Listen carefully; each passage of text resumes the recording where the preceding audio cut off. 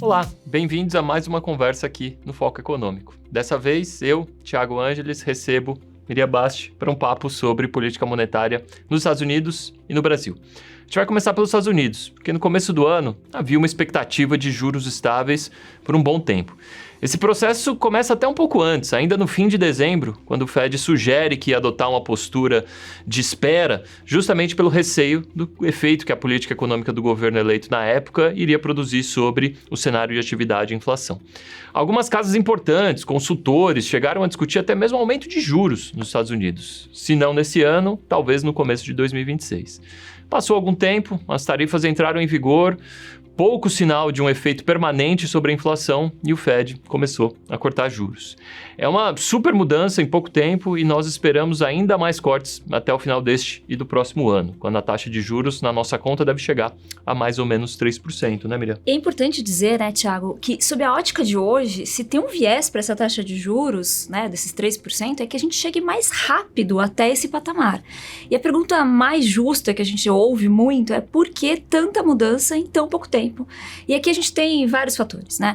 Primeiro, as tarifas entraram sim em vigor, mas após um longo período e com algumas negociações aí no meio do caminho. A inflação até tem mostrado algum impacto, como você comentou, mas é tudo muito gradual e com esse caráter mais temporário do que necessariamente permanente. Talvez o mais importante é que o mercado de trabalho, esse sim, começou a dar sinais mais claros de uma desaceleração. Nós tivemos recentemente uma revisão muito importante da série histórica que revelou que, na verdade, a geração de empregos foi quase 1 milhão de vagas menor do que era estimado e os dados mais recentes continuam indicando essa mesma desaceleração. E aqui vale um parênteses, né? Assim, o Fed ele tem um mandato duplo, então ele precisa manter a inflação sob controle, como é o caso brasileiro, e ao mesmo tempo ele também precisa garantir o máximo de emprego possível. Então, quando ele percebe que a geração de vagas, principalmente naqueles setores que nós chamamos de cíclicos, né, aqueles que são mais afetados diretamente pelos juros, se mostra mais fraco, ele sente que ele precisa continuar aquele ciclo que ele começou ainda ali em setembro de 2024, parece muito tempo, mas que ele interrompeu no fim do ano passado, né? Exatamente, isso foi um ciclo atípico, né? Mas agora o Fed começou a ficar mais de olho nesse segundo mandato, ou seja, mais preocupado com o emprego e retomou, como você colocou, o ciclo de corte de juros. Eles não estão exatamente estimulando a economia, né? Mas sim retirando pelo menos uma parte do aperto monetário. E devem seguir assim até o ano que vem, aí sim chegando nos 3%, que é um nível muito próximo do que nós estimamos como o juro neutro lá nos Estados Unidos. E esse é um dos motivos pelos quais a gente mantém um cenário em que o dólar não se fortalece de uma maneira relevante nos próximos meses. Então, desde o começo do ano, são quase 10% de desvalorização do dólar, não contra o real apenas, mas contra uma cesta de moedas, e isso reflete a incerteza da política comercial, fiscal nos Estados Unidos, além de questões institucionais, geopolíticas, temas maiores, né? Acho que daqui para frente é muito difícil dizer se a gente vai ter ou não um movimento tão forte de desvalorização como a gente teve, mas com os cortes previstos é difícil apostar numa reversão, mas esse é um super debate também entre os economistas. Acho que assim, de qualquer forma, esse enfraquecimento do dólar, em especial contra o real, que já apreciou mais de 15% nesse ano, abre espaço para a gente trazer o debate aqui para o Brasil e falar, eventualmente, de cortes de juros aqui também. Acho que diferente de outros emergentes, que já vem cortando há algum tempo, aqui a gente está com o Selic de 15% e com o Banco Central mantendo um discurso bastante duro de estabilidade desse nível de juros por um período prolongado. Você concorda, Miriam?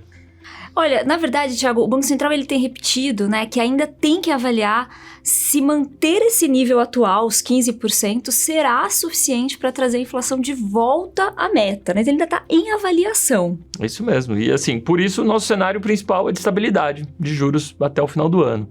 Mas a gente tem visto cada vez mais elementos indicando que a política monetária está surtindo efeito, né? Geralmente a gente fala de 3 grandes canais, ou 3 principais canais de transmissão da política monetária. Expectativa de inflação, crédito e câmbio.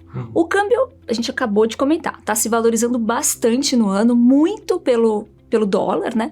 Mas nós também temos um diferencial de juros que é favorável para a moeda brasileira e esse diferencial de juros deve se ampliar até o final do ano com os cortes do Fed que nós estávamos comentando.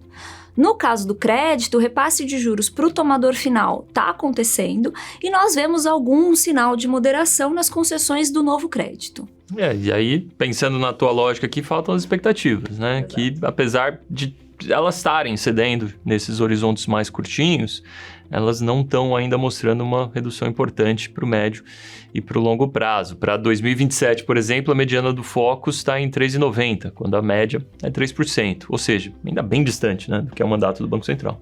E é por isso que o Banco Central tem destacado tanto essa questão das expectativas. Houve uma melhora da inflação corrente, com auxílio do câmbio, da safra agrícola. A gente tem sinais cada vez mais claros de moderação de crescimento, mas as expectativas seguem desancoradas e eles têm destacado que isso é um fator comum entre todos os membros do Copom de incômodo, né? Precisa buscar essa reancoragem das expectativas. Para esse segundo semestre, a gente espera que a atividade fique praticamente zerada, confirmando esse efeito, então, da política monetária. E com isso, a inflação também deve ficar mais moderada, abaixo de 5% nesse ano e provavelmente abaixo de 4% no ano que vem. E se a gente lembrar, no começo desse ano, o Focus chegou a estimar uma inflação de 5,7% para 2025. Então, de fato, a gente viu essa grande revisão ao longo deste ano. E aí, se confirma esse cenário, a gente pode ver expectativas de inflação de médio e longo prazo cedendo um pouco mais, mas, ao que parece, ainda acima da meta de 3%. É o que a gente tem dito com alguma frequência. Se a condição para cortar juros for que as expectativas têm que chegar exatamente em 3%, então o ciclo de corte vai demorar um pouco mais. No entanto, no nosso cenário, o modelo do Banco Central deve projetar uma inflação já bem próxima do centro da meta no começo do próximo ano. E aí é que a gente tem que lembrar, né? O modelo do Banco Central, ele já considera as expectativas por dentro dele. Então, essas expectativas desancoradas já estão no cálculo do modelo do Banco Central. Esse modelo calcula qual é a inflação, considerando a curva de juros, o câmbio, a atividade e também, claro, as expectativas atuais. É por aqui que o Banco Central pode encontrar um espaço para começar a diminuir o aperto monetário. Um pouco como a gente falou sobre o Fed, né, Miriam? Assim, não se trata de levar os juros para um campo estimulativo, mas de começar a tirar um pouco dessa restrição e de uma forma bastante gradual. Nesse cenário, nossa projeção é de 11,75 para o final do ano que vem.